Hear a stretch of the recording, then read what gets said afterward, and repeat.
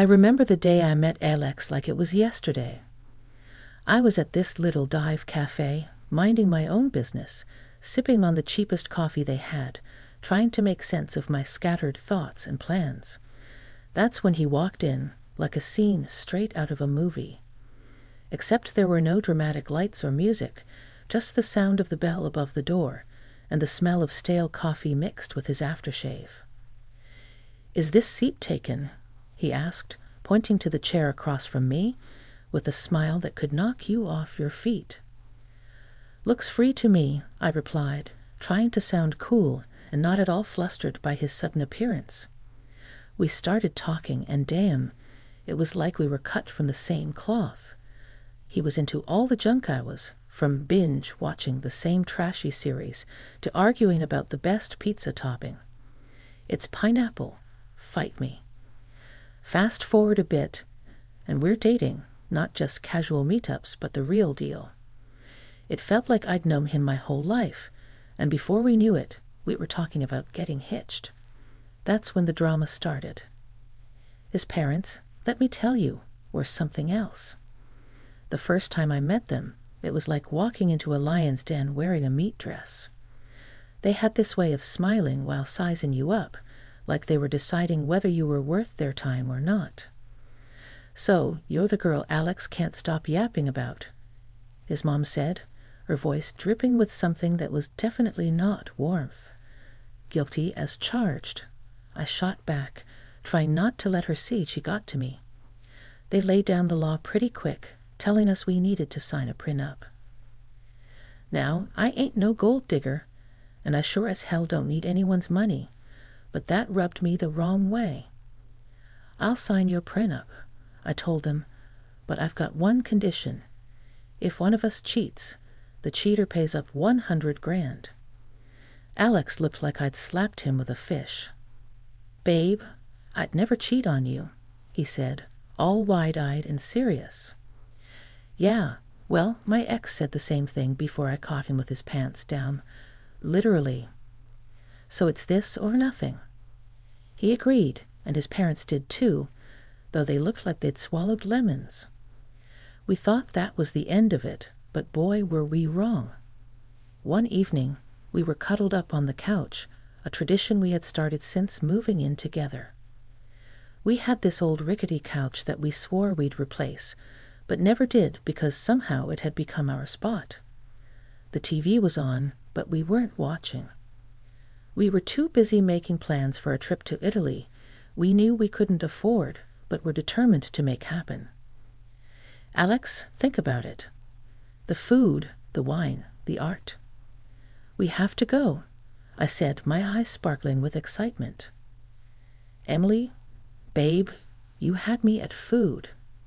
But let's face it, our bank account is more camping in the backyard than romantic getaway to Venice," he replied, wrapping his arm tighter around me. "So we'll save. We'll cut back on, I don't know, things we don't need, like your video games," I teased. "Not the video games. Take my shirts, my shoes, even my beloved coffee maker, but leave the games alone," he joked. But that was us, always dreaming big but grounded in the reality of our modest lives. We didn't care. We were happy. The happiness wasn't just in the big moments. It was in the little things too, like how Alex would make breakfast on Saturdays. He couldn't cook to save his life, but he'd somehow mastered the art of scrambled eggs and toast, which he'd serve with a side of his terrible coffee. "I'm thinking scrambled eggs today. What do you think?" he'd ask, already heading to the kitchen. "Only if you promise not to burn the toast this time," I'd call out, followed by, "And I'm making the coffee." One day, the topic we had been avoiding came up. We were doing dishes together, a mundane task that somehow felt special because we were doing it together. "Emily, we need to talk about, starting a family," Alex said, breaking the comfortable silence. "I know it's scary, isn't it? What if? What if we can't?" I replied, nerves and love mixing in my voice. "Then we'll deal with it together. But we won't know until we try, right? I mean, how hard can it be? I laughed, a mix of nerves and love. Famous last words, babe. But that's how it was with us. No matter what we were facing, we faced it together. Even when his mom started dropping not-so-subtle hints about grandchildren, every chance she got, we took it in stride. Emily, darling, when are you going to give me some grandbabies? You're not getting any younger, you know. She'd say, her voice sweet, but the message anything but. I'd bite my tongue, smile, and say, we're working on it, aren't we, Alex? And he'd jump in, yeah, Mom, lay off, will you? These things take time. But as the years went on, the pressure started to build, not just from his mom, but from within. We wanted a family, but it wasn't happening as easily as we had hoped. Ever since Judy found her new hobby of making my life a living hell, our home turned into a battleground, and the main weapon was her sharp tongue. It wasn't just about the occasional jibe anymore. It was an all-out war with daily assaults on my self-esteem and role as a wife. It all spiraled one Sunday lunch, a day that was supposed to be laid back and peaceful. Judy, with her uncanny timing, dropped by uninvited just as we were about to sit down. The air was tense the moment she walked in, her eyes scanning the room like she was about to conduct a military inspection. "Well, isn't this quaint?" she started, her voice dripping with sarcasm as she looked at the modest spread I had prepared. "You really outdid yourself, Emily. I can see you've been slaving away in the kitchen all morning." Her eyes briefly met mine, a smirk playing at the corners of her mouth. Trying to keep the peace, I forced a smile. "It's nothing fancy, Judy, just something simple and quick. Please, have a seat." As we sat down, the barrage began in earnest. "You know, Emily," Judy said, loading her voice with condescension, "I was talking to Mrs. Henderson the other day, and she mentioned how her grandson was just born. It got me thinking, when are you and Alex going to give me some good news? It's not like you're getting any younger." I felt my cheeks burn, a mix of embarrassment and anger. I glanced at Alex, hoping for some support, but he was suddenly very interested in his plate. "Come on, Alex," finally muttered, but it was half-hearted, and we all knew it. Judy plowed on relentlessly. "And Alex, dear, I don't mean to be cruel, but you're not a charity. You work hard for your money. Why waste it on Emily if she can't do her basic duties as a wife? A cleaning service and a cook would be much more efficient, don't you think?" That's when I couldn't hold back any longer. "Judy, I am trying my best here. It's not like I don't want to have kids, and as for the house and my cooking, well, I didn't realize marriage was a service contract." Judy scoffed. "Well, it's not a free ride either. You have responsibilities, Emily, which are clearly not fulfilling." The room was heavy with tension, and I could feel the tears pricking at the back of my eyes. But what hurt the most wasn't Judy's words. It was Alex's silence. He finally spoke up, but it wasn't to defend me. "Yeah, Mom has a point. Maybe we should consider getting some help around here. Would make things easier for you, too." His words felt like a betrayal. It was clear I was on my own in this. Over the next few days, Judy's visits became more frequent, and with each visit, her criticism grew sharper. She'd inspect the house, pointing out every speck of dust or pillow out of place. "You call this clean?" She'd scoff. My eyes must be deceiving me because this looks like a pigsty. Then came the comments about my appearance. "Is that what you're wearing? You know, a wife should dress to please her husband. It's no wonder Alex is always so tired. He has to come home to this." I tried to fight back. "Judy, I don't dress for Alex. I dress for myself. And he's always so tired because he works hard, not because of what I wear." But it was like talking to a brick wall. Judy had made up her mind about me, and nothing I said or did would change it. Alex's stance, or lack thereof, was the biggest blow. Each night after his mom's departure, we'd argue. "Why won't you stand up for me, Alex? She's walking all over us, and you're just letting her." "Emily, she's old, set in her ways. What do you want me to do? Kick my own mom out?" "No, but I want you to be my husband, to stand by me, not her." It was clear this was more than just about Judy's disapproval. It was about us, our marriage, and whether we were strong enough to stand together or that Judy's criticisms tear us apart. As the days turned into weeks, I realized that this wasn't just a phase. It was a full-blown siege, and if we didn't do something soon, there might not be anything left to save. Things between me and Alex had been icy since Judy ramped up her campaign of critique. But it wasn't just the home front that was feeling the strain. Alex himself had started acting weird, and not in a "he's just stressed at work" kind of way. It was something else, something that made my stomach twist and knots. It started with the phone calls. Alex had always been pretty open about his phone. We didn't keep secrets from each other. But then he started stepping out of the room every time he got a call, and it was always the same caller ID. "John. Work." "Who's John? Work?" I asked one evening, trying not to sound too needy. Alex flinched, a telltale sign that he was on edge. "Just a new guy at the office. Lots of questions, you know." But it didn't stop there. Alex, who was as far from a fashionista as you could get, suddenly started caring about his appearance. Gone were the days of graphic tees and worn-out jeans. Now it was all crisp shirts and slacks and cologne. He was using cologne now.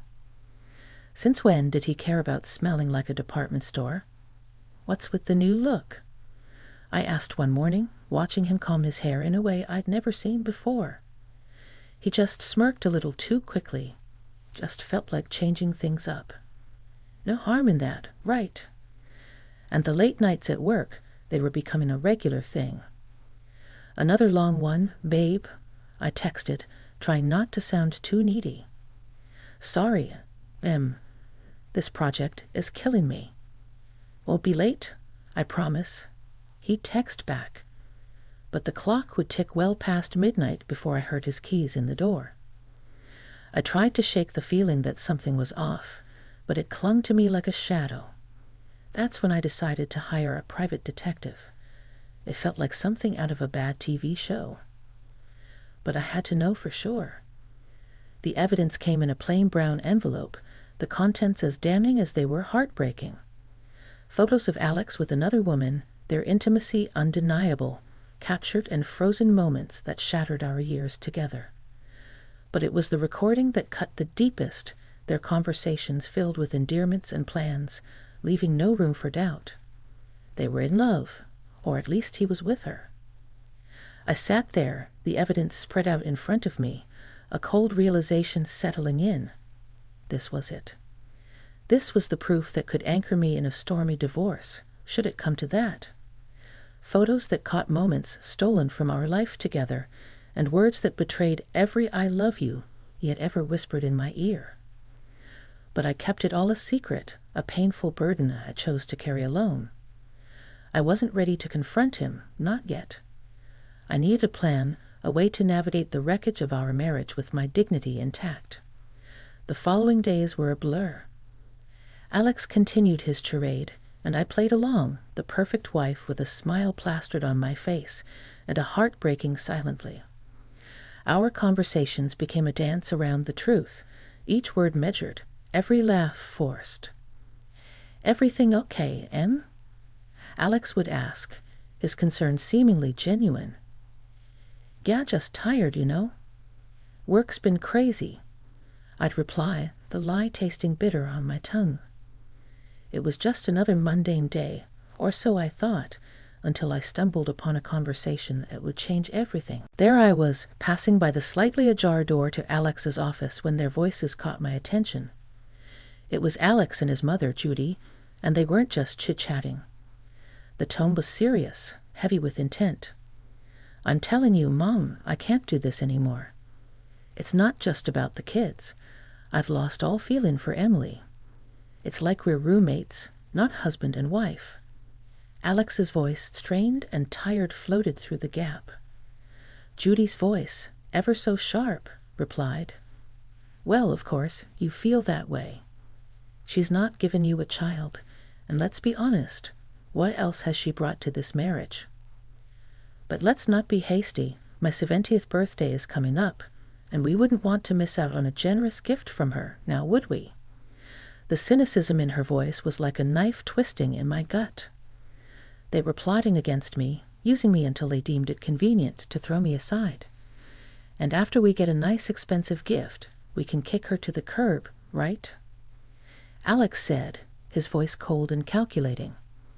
"Exactly, dear, just bide your time a little longer," Judy confirmed, her voice dripping with malice.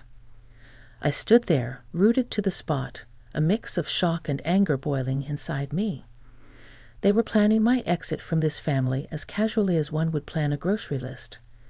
The hurt was deep, but it sparked something else in me, a burning desire for revenge. They thought they could use me, discard me at their convenience. I'd show them I wasn't just some pawn in their twisted game. A few days later, during a family dinner that felt more like a farce than a meal, Judy brought up her upcoming birthday with the same smirk that I had come to despise. She leaned in and asked, "So, Emily dear, what are you planning for my birthday? Something special, I hope." I met her gaze, my face a mask of calm. "Actually, Judy, I was thinking of throwing you a dinner at the city's most luxurious restaurant. A night you won't forget," I replied, the words tasting like ash in my mouth. The weeks leading up to Judy's 70th birthday felt like a slow march towards D-Day.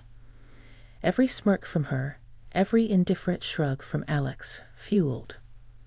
My resolve, the plan was simple yet bold, just like the movies.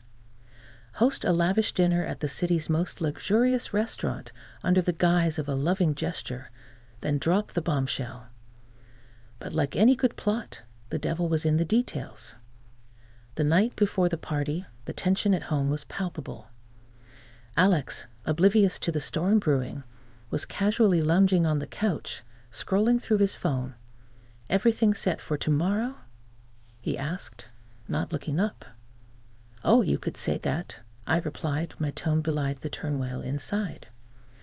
The day arrived, and as guests started to fill the opulent dining room reserved for Judy's celebration, the air was thick with anticipation. Judy, ever the queen bee, basked in the attention, lavishing in the luxury of her surroundings. "Oh, Emily, you've outdone yourself. This place is exquisite," she exclaimed, her voice loud enough for nearby tables to hear.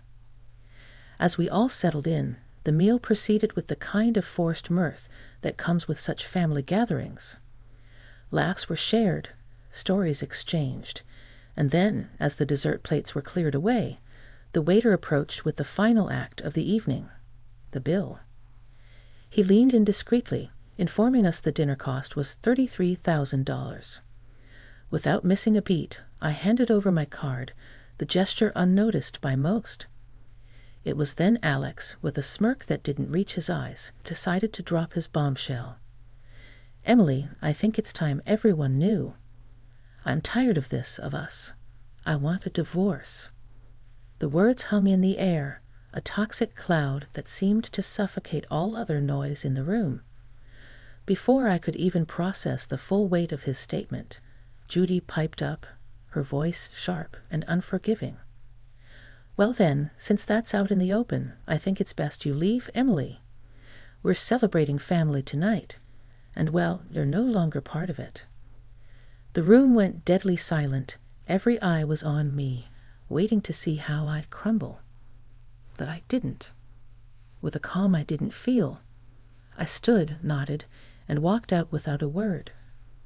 The cool night air hit me like a slap as I made my way home, the finality of everything that had happened washing over me in waves.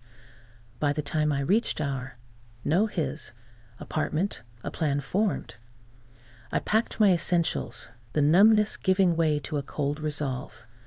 This was it, the end of one life and the start of another. As I zipped the last suitcase, my phone started buzzing, a relentless, insistent vibration that I initially ignored.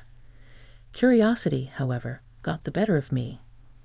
Judy's voice screeched from the other end, "Emily, the payment didn't go through. You need to fix this now." The sweet, sweet irony. In my preparations for the inevitable, I had secured my exit strategy. I had blocked the shared account, knowing it would be the first thing Alex would try to use against me. Oh, Judy, that's unfortunate. But since I'm no longer part of the family, as you so eloquently put it, I'm afraid you'll have to sort this out yourself. Her outrage was palpable, even through the phone, but it was music to my ears. The chaos that unfolded was a fitting end to the farce my marriage had become.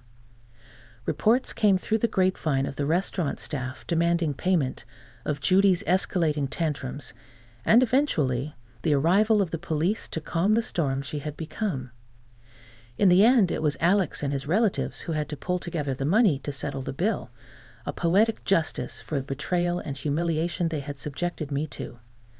The morning after the dinner disaster felt like waking up to the aftermath of a storm.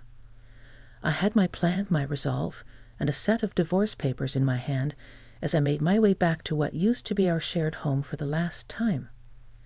The moment I stepped through the door, the air crackled with tension, thick enough to cut with a knife. Alex and Judy were there, looking like they'd been arguing. The sight of me seemed to unite them in hostility. "You've got some nerve showing up here after last night," Alex spat out, his face a mix of anger and disbelief. Judy, ever the viper, was quick to add her poison. "Ungrateful wretch. You've embarrassed us in front of the whole city. Do you know how humiliating it was to have the police calm me down? People were laughing, filming." I met their fury with a calm I didn't feel. "Embarrassed? You think that's your biggest problem right now?" I tossed the divorce papers on the table, the photos of Alex's infidelity on top. "You should be more concerned with this." The color drained from Alex's face as he picked up the photos, his mother peering over his shoulder. Their outrage turned to shock, then panic as they realized the extent of what I had. "And let's not forget the prenup, shall we?" I continued, my voice steady. "You cheat, you pay. $100,000 to be exact."